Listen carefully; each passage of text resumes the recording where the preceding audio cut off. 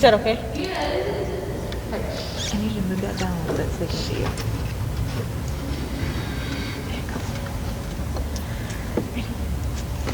Welcome to Jefferson Traditional Middle School celebration of American Veterans and Armed Services.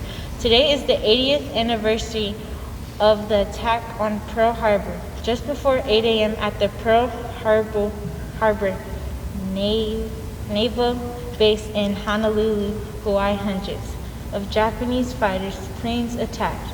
This resulted in the destruction of 20 American naval vessels, over 300 airplanes, and the loss of Japan.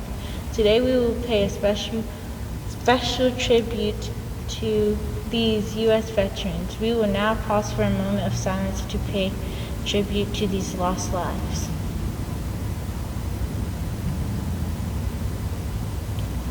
The United States national anthem lyrics were written by Francis Scott Key in September of 1814 after seeing the American flag shining through the smoke at the conclusion of Battle of Fort McHenry.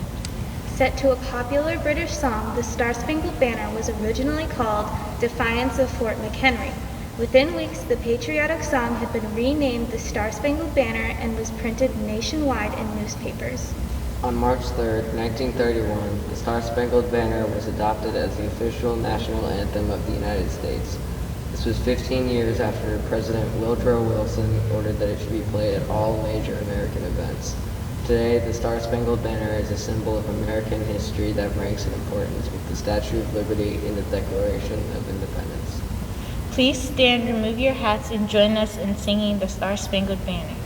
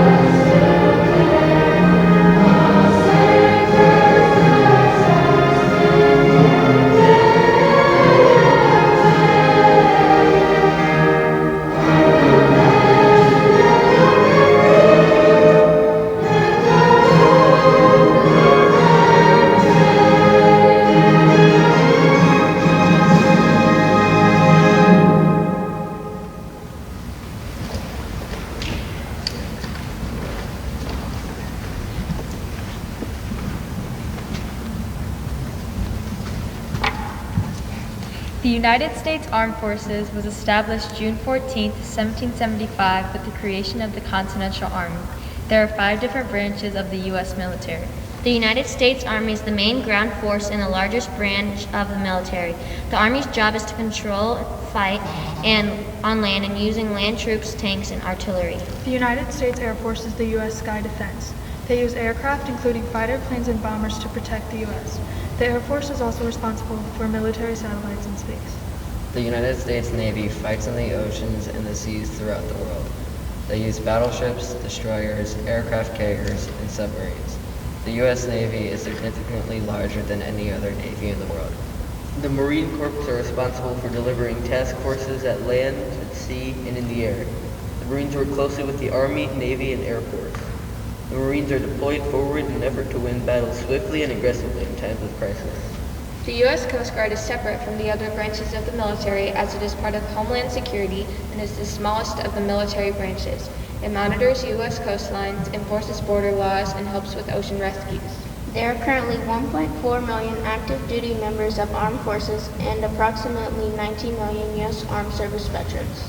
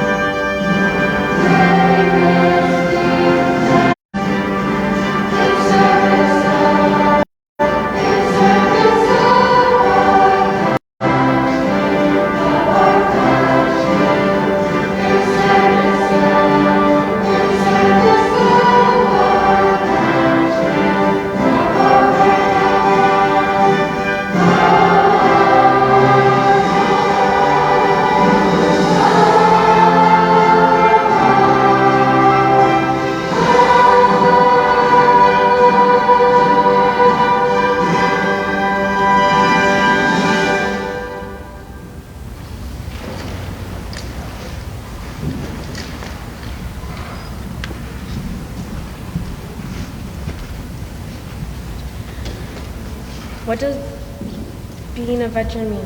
Being a veteran means lying in your bedroom all night in fear without sleep, knowing that you're shipping off to boot camp in the morning to start your military career. Being a veteran means jumping into bed each night with perfectly folded corners that you could bounce a quarter off of. Being a veteran means countless live fire exercises for which little to no hearing protection was used. It also means sitting on top of a main battle tank while it fires off its main weapon. Being a veteran means seeing your family one time only for 30 days during your first 4 years in service due to being stationed in Hawaii, and your starting pay is only $550 a month. Being a veteran means bouncing around from job to job for several years after returning to civilian life. Being a veteran means knowing that you've broken your foot on the third day of a 30-day-long leadership training course and refusing to seek medical attention or dropping from the course because it will not embarrass you enough. What does being a veteran mean? It means feeling the absolute pride, joy, exhilaration, and emotional gratification of serving your country. Being a veteran means the absolute pride of being selected to the color guard team and having the ultimate honor of carrying your bridge's flag.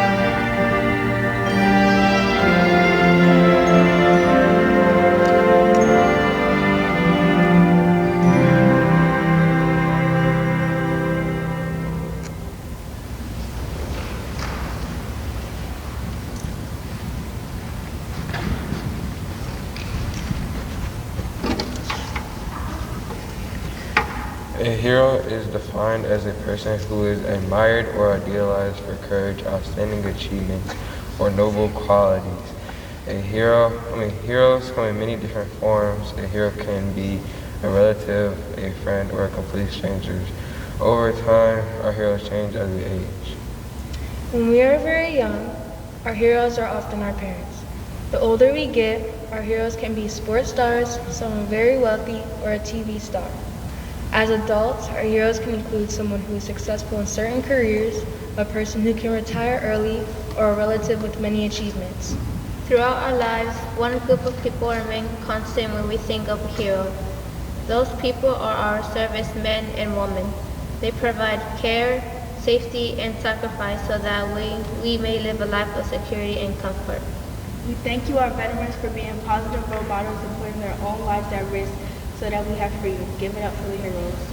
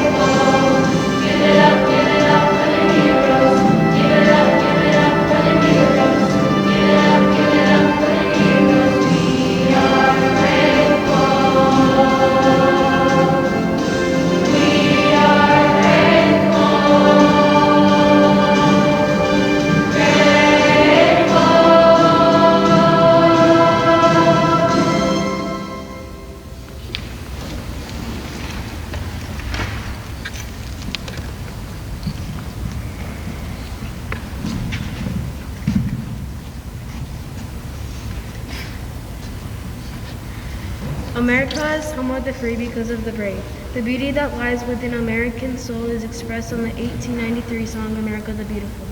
Based on a poem written by Catherine Lee Bates, America the Beautiful was inspired by a stunning evening view of Pike Peak in Colorado. In 1885, Sucas G. Pratt set the poem to music, Describing America with such words as amber waves of grain and purple mountains' majesty, America the Beautiful is considered the unofficial national anthem and is one of the nation's most loved songs.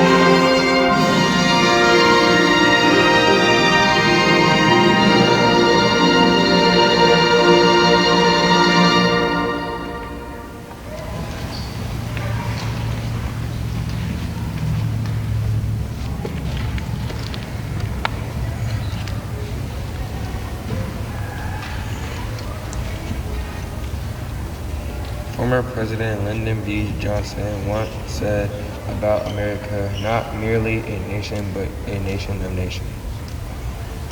Franklin D. Roosevelt, 32nd President of the United States, says, "The winds that blow through the wide sky in these mountains, the winds that sweep from Canada to Mexico, from the Pacific to Atlantic, have always blown on free men." John F. Kennedy said, "Let every nation know, whether it wishes us well or ill, that we shall pay any price, bear any burden, meet any hardship, support any friend, oppose any foe, to assure the survival and success of liberty." Our forefathers wrote, "We hold these truths to be self-evident, that all men are created equal, that they are endowed by their Creator with certain unliable right, that among these are life, liberty, and the pursuit of happiness." Malcolm X, African-American Muslim minister and human rights activist, said, "If you're not ready to die for it, put the word freedom out of my vocabulary." Former President Ronald Reagan once said, "Freedom is never more than a generation away from extinction. We didn't pass it to our children in the bloodstream. It must be fought for, protected, and handed on for them to do the same." Veterans, we thank you for keeping us safe, protected, and free.